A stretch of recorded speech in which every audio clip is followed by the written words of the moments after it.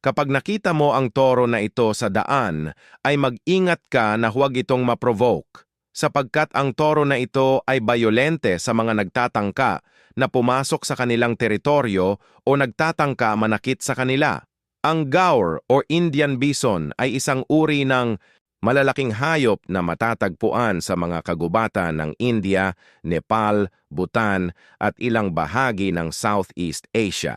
Ang gaur ay pinakamalaking uri ng wild cattle sa mundo na may bigat na 1,000 hanggang 1,500 kilogram.